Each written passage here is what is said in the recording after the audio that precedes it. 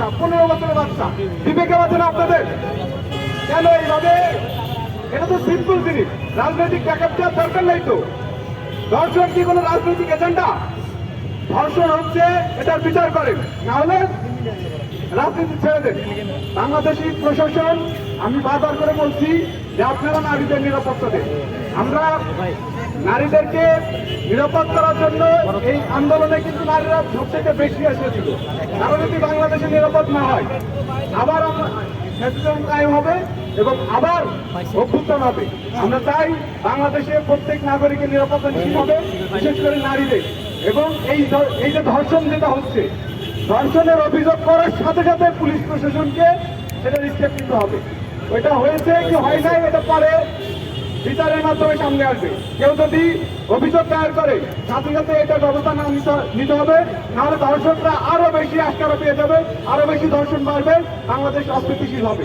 সরকার party হইতে শুরু করে মিডিয়া এবং স্থানীয় ওসি মানে প্রশাসন সেটাকে প্রোপাগান্ডা অথবা বিচ্ছিন্ন ঘটনা বলে প্রোপাগান্ডা হিসেবে উড়িয়ে দিতে চেয়েছে।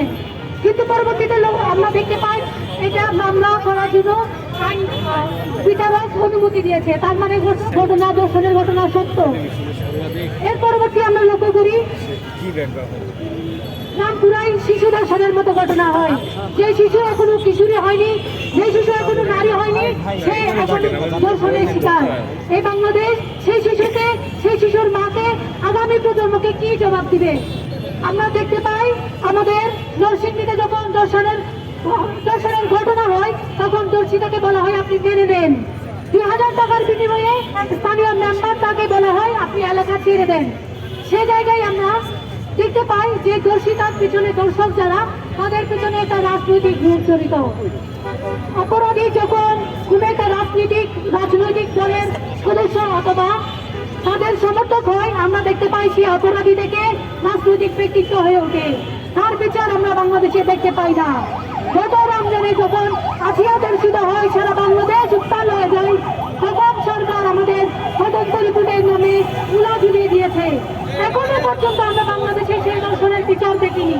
এই যে দর্শন, চাঁদাবাজ, খুন, সবকিছুর পিছনে রাজনৈতিক পরিচয় আসার পর অপরাধী যে পরিচয় সেটা বিলুপ্ত হয়ে যায়। এর কারণে বাংলাদেশে দর্শন, খুন, চাঁদাবাজের মতো ঘটনা বারবার ফিরে আসতেছে। আমরা নতুন সরকারের নিকট আহ্বান করব, আপনারা অপরাধীকে অপরাধী হিসেবে বিবেচনা করে শাস্তির আওতায় আনেন, আমাদের নারীদের জন্য একটা নিরাপদ বাংলাদেশ উপহার দেন।